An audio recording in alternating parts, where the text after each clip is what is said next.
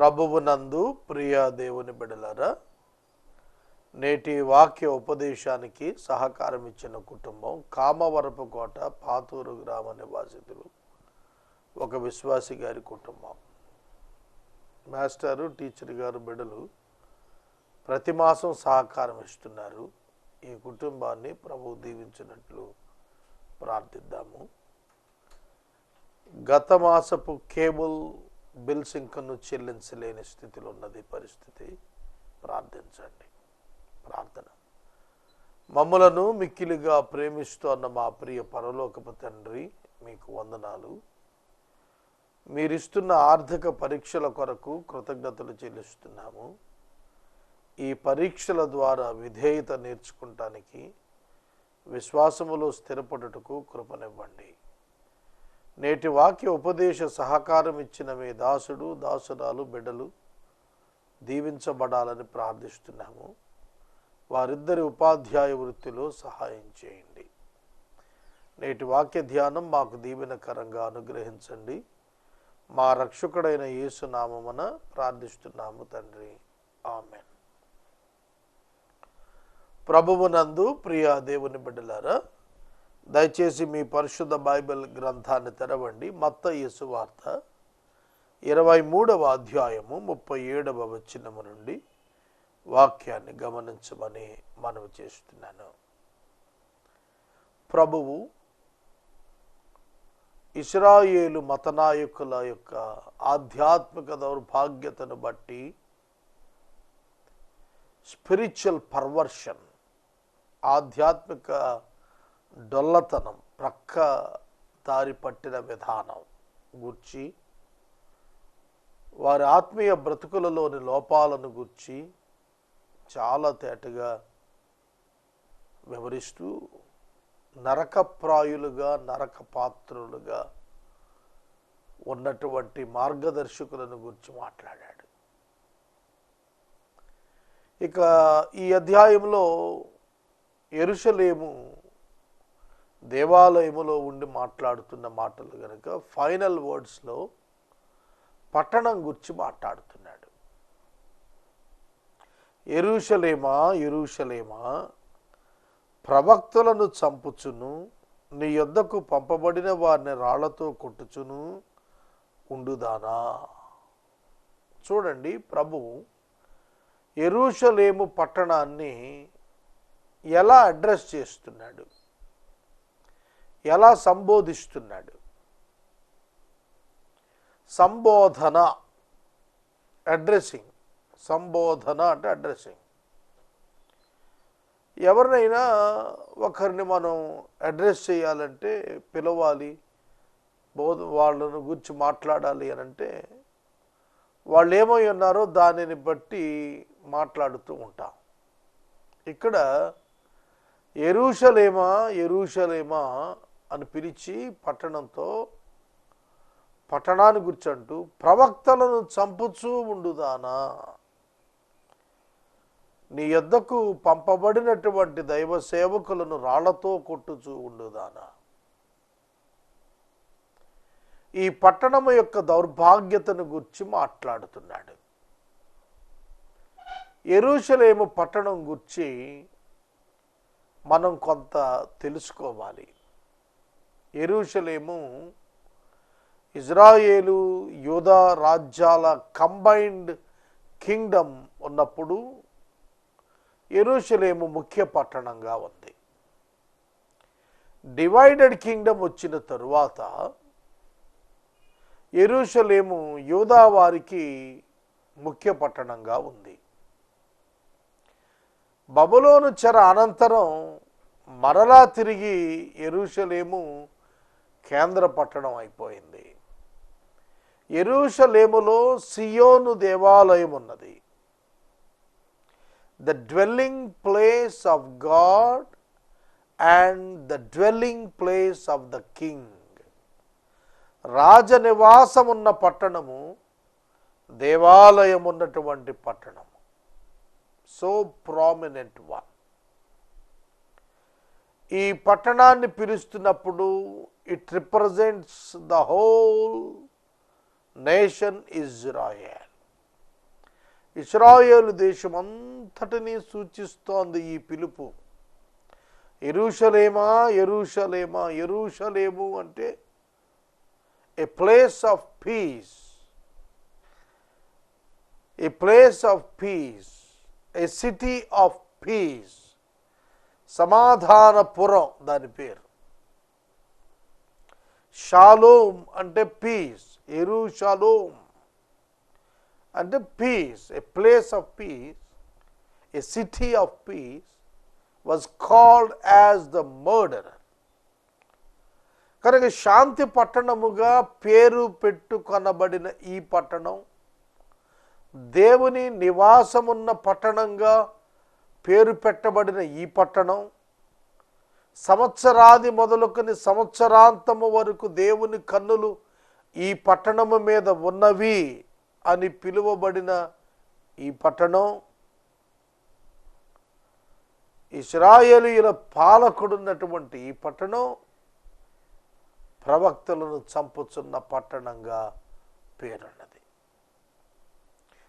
రాళ్లతో కొట్టి దైవ సేవకులను చంపేస్తున్నదిగా పేరున్నది. ఈ యెరూషలేము పట్టణము యొక్క చరిత్ర మనం చూస్తున్నప్పుడు మానవీయ యూదా రాజుల యొక్క ప్రారంభం సౌలు నుండి మొదలైనప్పుడు ఈ రాజుల యొక్క కేంద్ర పాలితంగా ముఖ్య పట్టణంగా యెరూషలేమును చేసుకున్నారు. దావీదు యెరూషలేమును 33 సంవత్సరాలు ముఖ్య పట్టణంగా పెట్టుకొని పరిపాలించాడు. 40 సంవత్సరాలు సొలొమోను ముఖ్య పట్టణంగా పెట్టుకొని పరిపాలించాడు. ప్రతిష్టాత్మకమైనటువంటి భక్తి వరద పారిన పట్టణం యెరూషలేము పట్టణం. కానీ ఆ పట్టణపు ప్రజల స్వభావం హంతక స్వభావం, క్రూర స్వభావం, పర్వర్టెడ్ స్పిరిచువాలిటీ, ఆధ్యాత్మికతలో ప్రక్కదారి పట్టిన దౌర్భాగ్యత. God is addressing, Jesus is addressing in a bad way. చెడ్డ విధానములో ఆయన వారిని పిలుస్తున్నాడు. కోడి తన పిల్లలను రెక్కల క్రింద ఎలాగు చేర్చుకునునో అలాగే నేనును నీ పిల్లలను ఎన్నో మారులు చేర్చుకొనవలనని ఉంటిని గాని మీరు వల్లక పోతిరి, మీరు వల్లక పోతిరి. చూడండి, కోడి తన పిల్లలను రెక్కల క్రింద చేర్చుకోవాలని చూచినట్లు ఈ దృశ్యము 2000 సంవత్సరాల క్రితం యేసు ఉదాహరణగా మాట్లాడుతున్నాడు. ఇదివరకు ప్రతి ఇంట కోళ్ళు పెంచుకునేవారు, పెంపుడు కోళ్ళు ఇండ్లల్లో పెంచేవారు. ఇప్పటికీ పల్లెటూళ్ళల్లో కోళ్ళు పెంచుకోవటం ఒక చక్కటి అలవాటుగా వస్తుంది. కోడి పొదుగునట్లుగా గుడ్లు ఆ పెట్ట కింద ఉంచి అవి పిల్లలు చేస్తారు. పిల్లలు చేసిన తర్వాత ఆ కోడి చక్కగా ఆ చిన్న పిల్లలను తీసుకొని తిరుగుతూ ఉంటుంది. అది ముచ్చటైన దృశ్యం. నేను చూశాను వాటిని, ఆ దృశ్యం నాకు కంటబడినది. ఆ విధంగా తిరుగుతున్నప్పుడు అవి చిన్న చిన్నగా తల్లి సంరక్షణలో తింటూ ఆహార సంగ్రహం చేసుకుంటూ నేర్చుకుంటాయి. హౌ టు లివ్ అనేది నేర్చుకుంటూ ఉంటాయి. హౌ టు ప్రొటెక్ట్ దెమ్సెల్వ్స్ అనేది నేర్చుకుంటూ ఉంటాయి. ఈ లోపల ఆకాశంలో తిరుగాడుతున్నటువంటి పక్షిరాజు యొక్క కన్ను కోడి పిల్లల మీద పడుతుంది. పక్షిరాజు కన్ను చాలా నిశితమైనటువంటి దృష్టి కలిగినటువంటిది.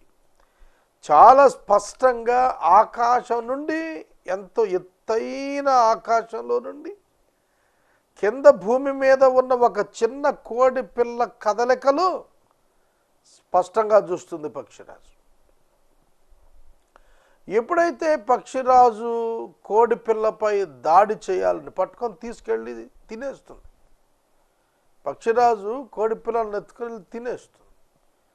ఆ పక్షిరాజు వేగంగా దిగొచ్చే మూమెంట్ చూసినప్పుడు కోడి ఒక రకమైన శబ్దం చేస్తుంది. ఆ శబ్దంతో పాటు రెక్కలు చాచుతుంది. ఈ లోపల పిల్లలన్నింటినీ రెక్కలతో లాక్కుంటుంది దగ్గరకు. ఆ రెక్కలు పిల్లల మీద కప్పి ప్రొటెక్ట్ చేస్తుంది పక్షిరాజు నుంచి, దాడి నుంచి.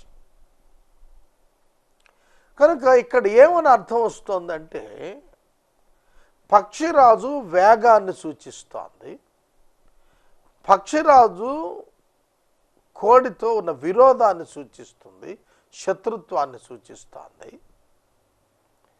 కోడి తన పిల్లలను తన రెక్కల కింద చేర్చుకున్నట్లుగా నేను నీ పిల్లలను ఎన్నో మార్లు చేర్చుకోవాలన్నాను, కానీ మీరు రాలేదు.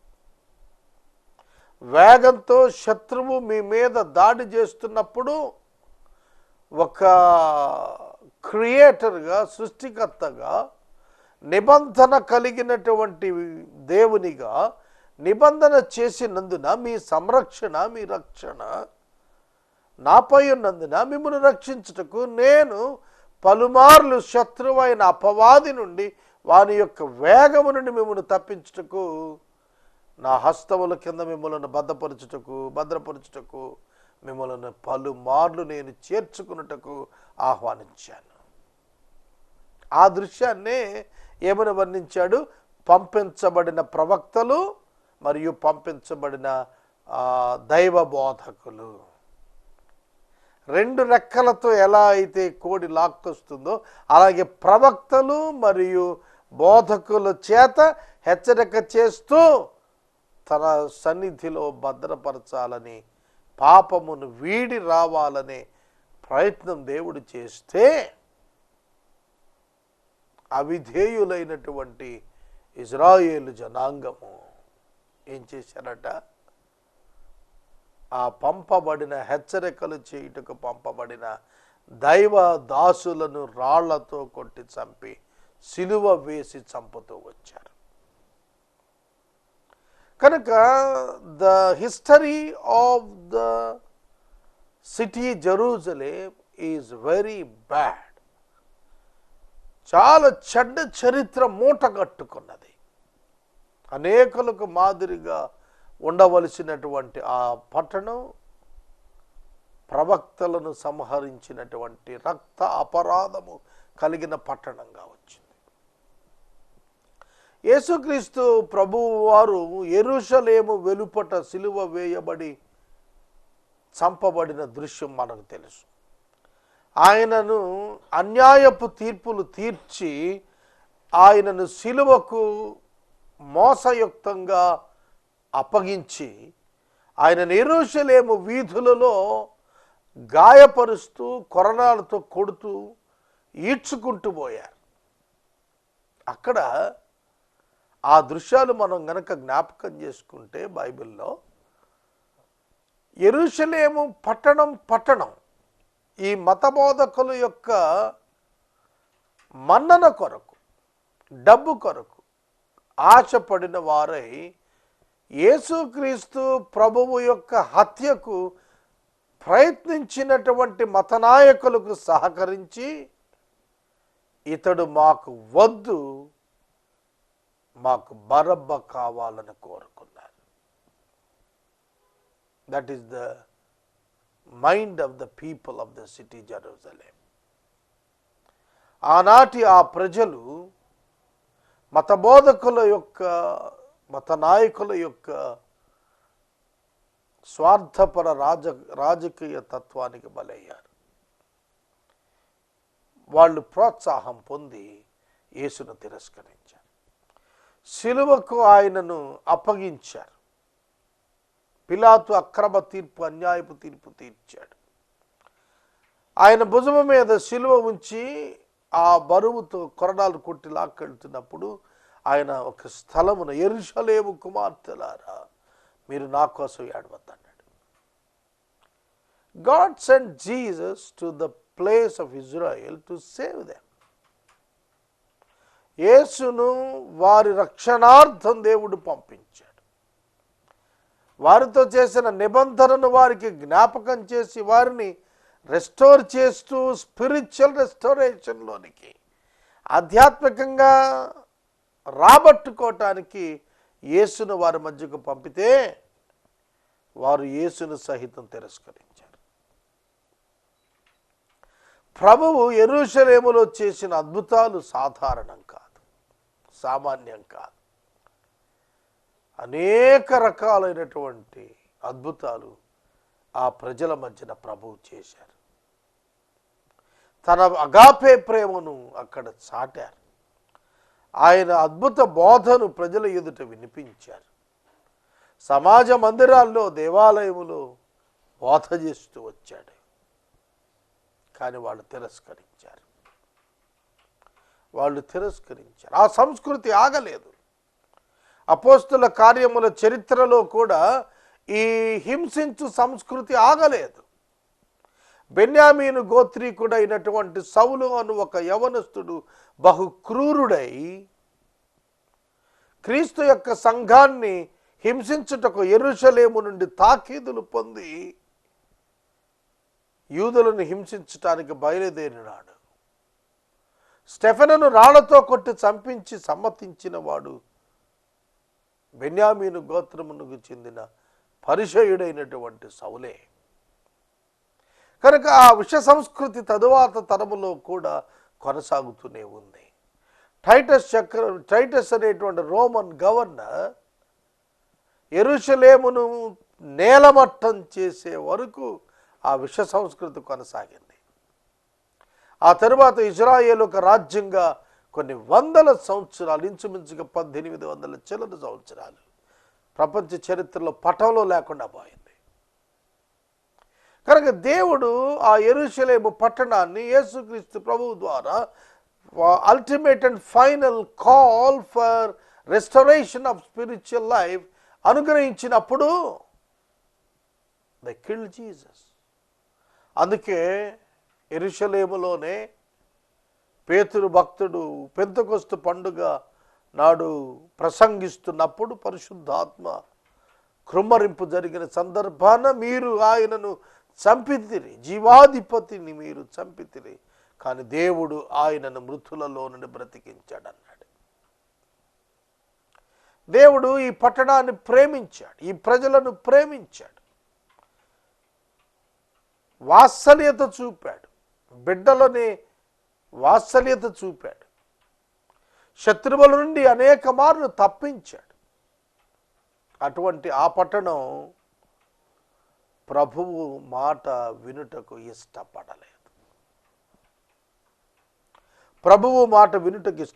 అప్పుడు ఆయన అంటాడు, ఇదిగో మీ ఇల్లు మీకు విడవబడి ఉన్నది, ఇది మొదలుకొని ప్రభువు పేరుట వచ్చువాడు స్తుతింపబడును గాకని మీరు చెప్పు వరకు నన్ను చూడరని మీతో చెప్పుచున్నాను. ఇదిగో మీ ఇల్లు, యువర్ సిటీ లెఫ్ట్ బై మీ.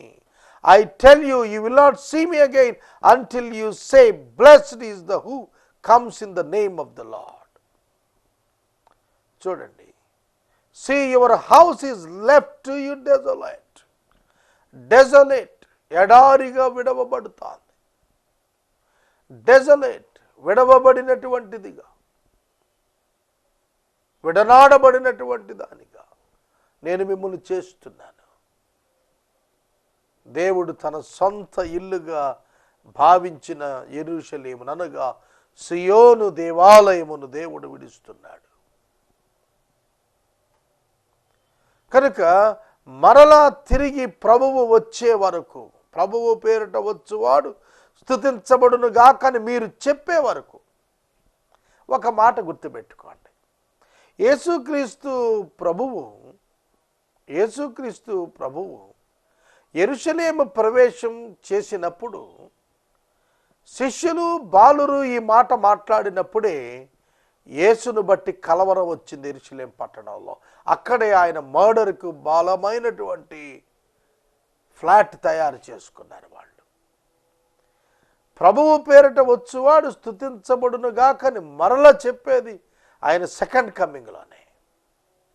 మళ్ళీ అప్పటి వరకు మీరు నన్ను చూడరు అన్నాడు. కనుక యెరూషలేము పట్టణం డిస్బాండిల్ అయిపోయిన తరువాత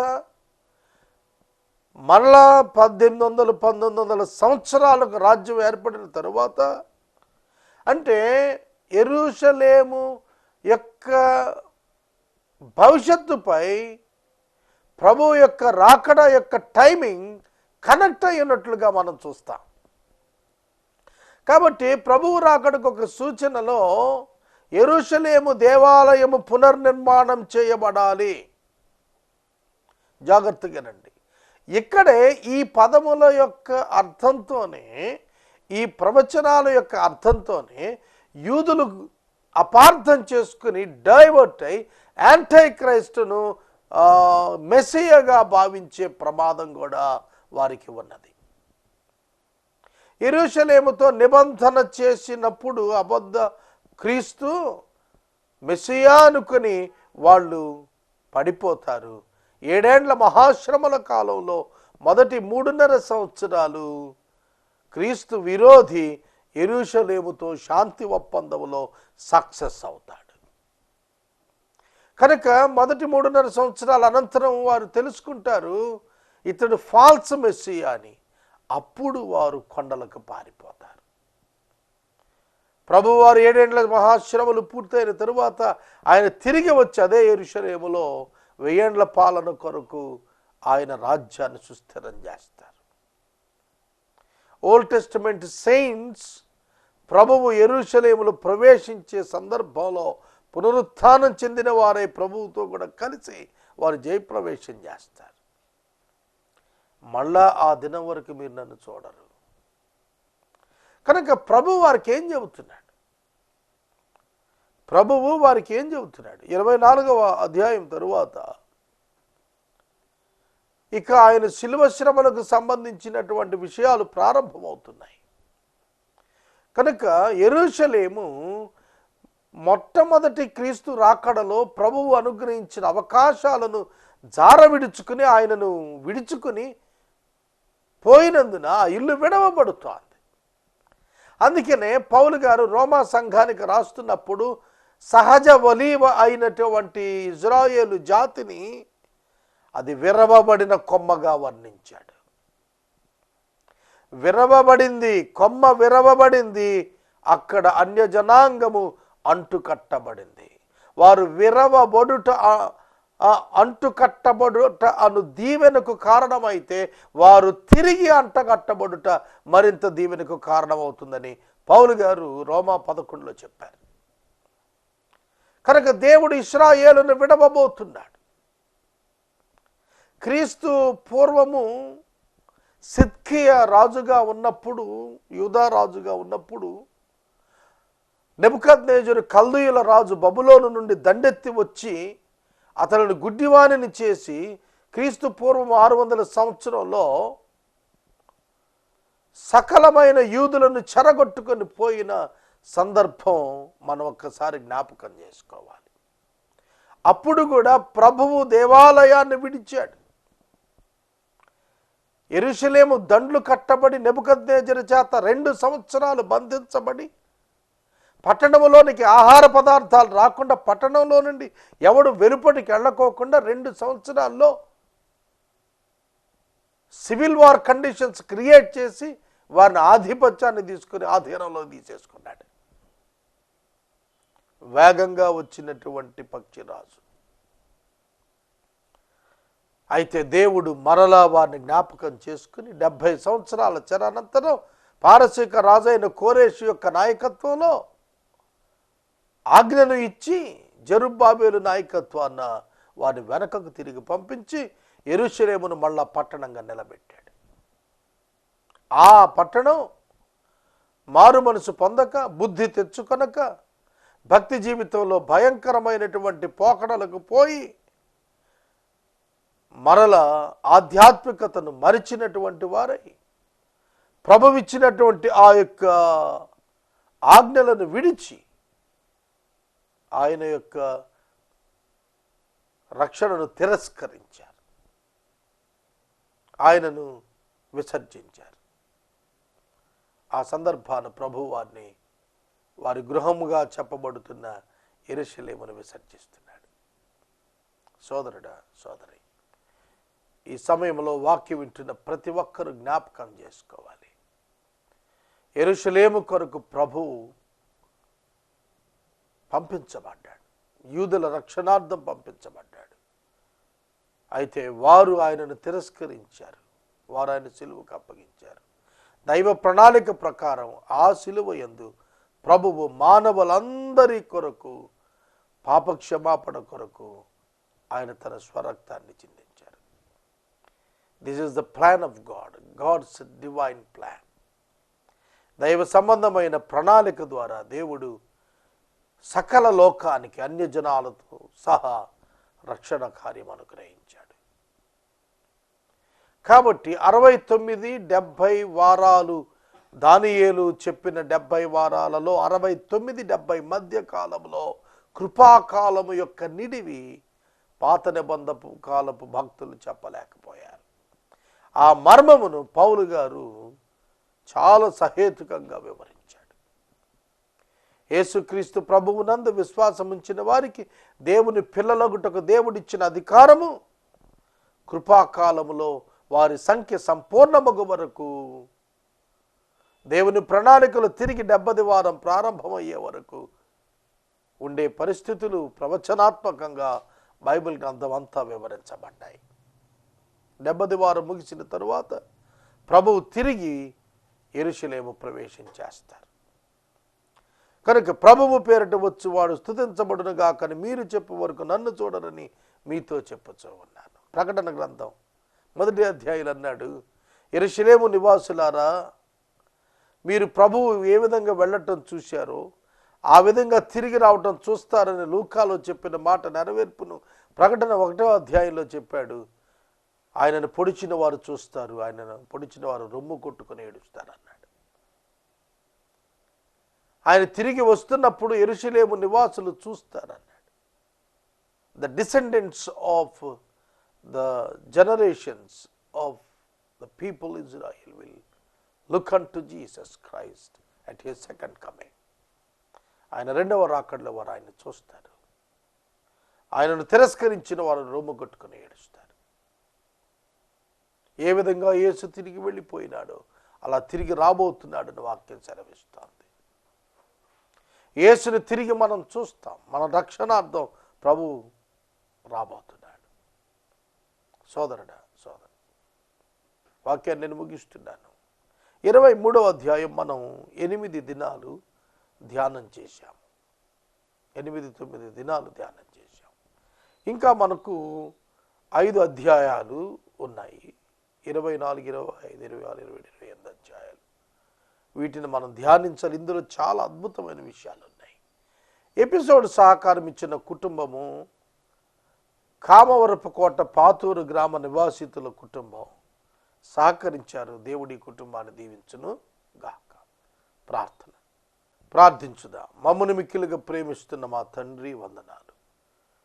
యేసే పరిష్కారమును ఆదుకొనమని ప్రార్థిస్తున్నాం. ఆర్థిక సంక్షోభం నుండి వెలుపటికి తెండి. నేటి వాక్య ఉపదేశానికి సహకారం ఇచ్చినటువంటి పాతూరు గ్రామ నివాసిత కుటుంబాన్ని ఆశీర్వదించండి. ప్రభు, మా పరిస్థితులు మీ చేతికి అప్పగిస్తున్నాం, కృప చూపండి. అనారోగ్యంతో ఉండి దినదినం ఆరోగ్యం క్షీణిస్తున్న మా తల్లి గారి కొరకు ప్రార్థిస్తున్నాం. బిడ్డను లేవనెత్తమని దీర్ఘాయుష్యమని అడుగుతున్నాం.